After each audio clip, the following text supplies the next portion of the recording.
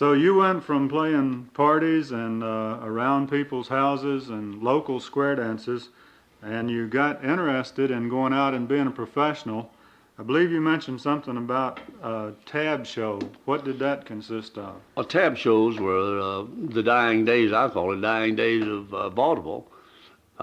It wasn't the plays. They didn't have regular plays, you know. They just have bits. Have a comedian, probably three or four dancing girls, and then they'd have comedy skits and so forth, and specialties, little troops that traveled around the country and played theaters. Of course, ever since I can remember, and which was, I can remember some incidents when I was 3 years old, just little sketches of them. And I remember music. I liked music then very much. And like I spoke before about John Simmons, I remember when I was about 4 or 5 years old, we'd go to his house. Of course, I couldn't play, but I loved to hear him play. And I'd sit up and almost fall out of the chair, go to sleep. My Papa used to say, well, I got to carry him home. I'd have to ride Papa's back. He carried me home. Tell us about your first trip to a tab show. How did you Boy, that was find a out about it? doozy.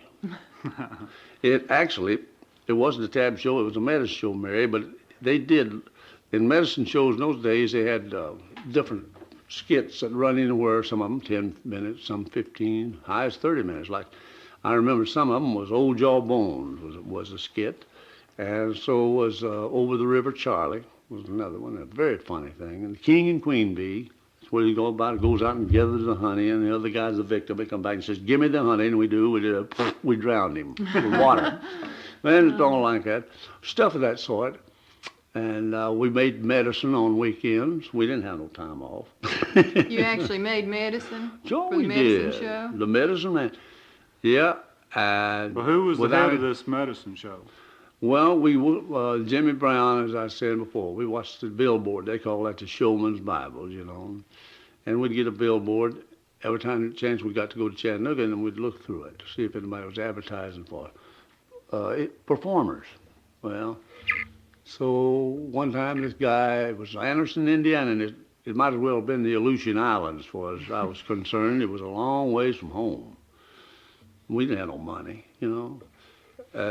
So we fooled around, and we answered the ad. They wanted a blackface comedian. In those days, if you didn't have somebody to play the part of a blackface, you know, darky, why they called them, why you didn't have no show. And then it was Rube after that, you know, Rube comedians, what they are today. From the circus. Yeah, well, they got that from the clown. But anyway, back to this trip. We got Bob Douglas, Robert Douglas, who is Old Man Tom's son that I spoke of from out here on the mountain. Right. And Bob was a good guitar player, and he played some fiddle. So I played fiddle a little bit, played the guitar a little bit. And Jimmy and I both played the harp. So we figured, man, the three of us will have it made. So we answered the ad right away, and he wrote back and told us when he was going to open in Indianapolis on East Washington Street. Long way for Oh, long country ways. boys. Well, we come in figuring how we going to get up there. So I knew a fellow who drove a truck from Chattanooga to Nashville. So we got a ride with him over to Nashville, and he made a connection for us on another truck, and we went as far as Louisville.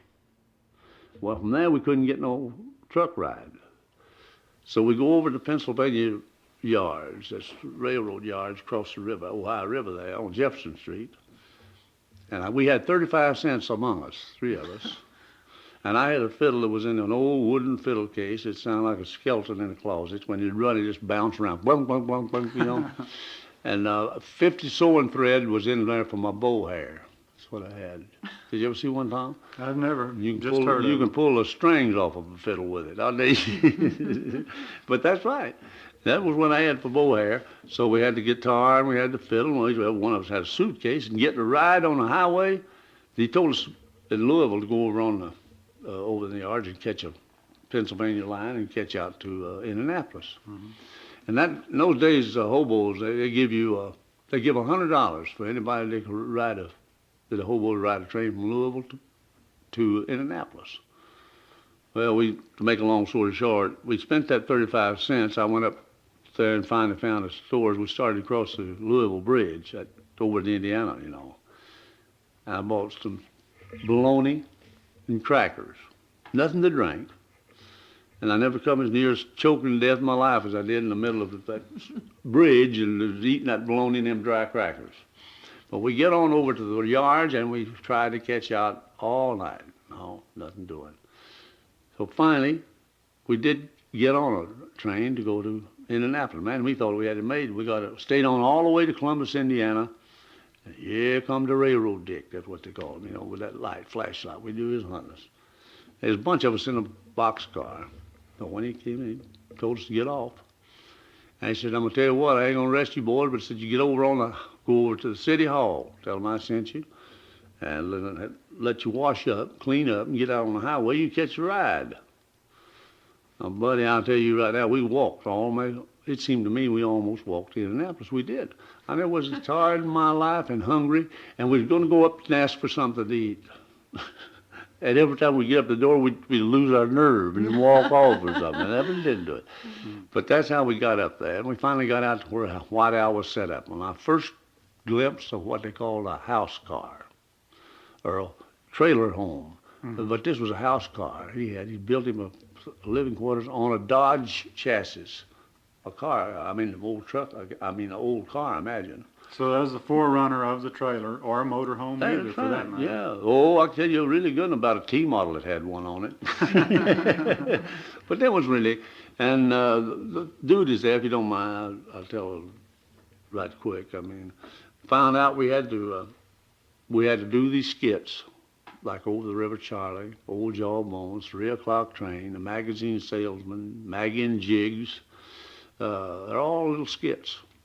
And we'd have to dress some of the boys up in, Bob Douglas, we dressed him up one time. I'm telling you the truth, I laughed like I cried, and a tablecloth made him a skirt out of it. He was the woman that made him. Bob is kind of a quiet type of person anyway, he don't have much to say. But anyway, we made all these little skits, you know. We sold prize candy, and then he'd have beauty contests, you know, in these little vicinity. Man, we'd have some of the biggest crowds you ever saw go down that medicine show. Sold prize candy. We bought the candy, I think it's 6 cents a box, if I remember. And they sold it that time for 25 cents.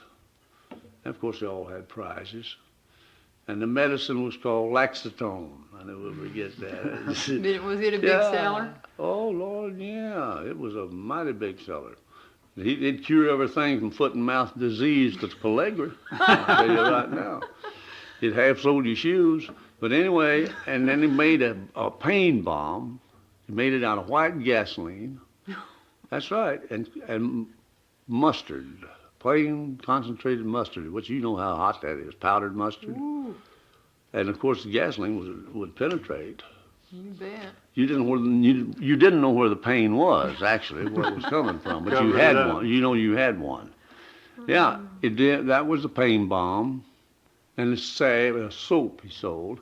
We'd go down to the 10-cent store at that time. It used to be a little white bar of soap. You buy 3 for a nickel.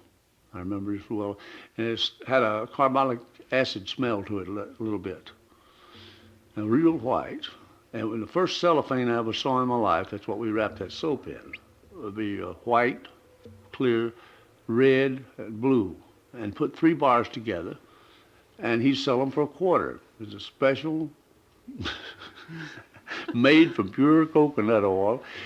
And you take coconut oil and he'd rub it, and make it start to lather like, and he'd put a little on bread and take a bite of it, That's pure coconut oil soap. Man, just sell the dickens out of it. It wasn't nothing but 10-cent store of soap. And on Sundays, we'd bottle medicine, had a big black pot, like you render lard in the country like we used to. Well, you take a pound of those herbs, which we got out of St. Louis. I think I paid $1.05 for a pound of it, of herbs, and all kinds of leaves and berries and things in it. So we'd put it in a wash pot in 3 gallons of water and boil it till they looked as black as coal tar. And then we'd bottle it up in 8-ounce bottles, label it, White Owl's Laxatone. Old Indian recipe it was. It was What was White Owl's name? Real name? I don't mind telling him because I know if he were living, I don't think Vernal's living. His name was Vernal Tate, but he wasn't an Indian. He was a blonde-headed man, and he dyed his hair black. And he, the first guy I ever seen let his hair grow out long, which is the style today. But he let his hair grow out real long. He wore a headdress, Indian headdress, a big fat guy. And he was a great talker, man. He could sell an Eskimo. He could sell an Eskimo Frigidaire. I'll tell you that. He was good. How long did you stay with him?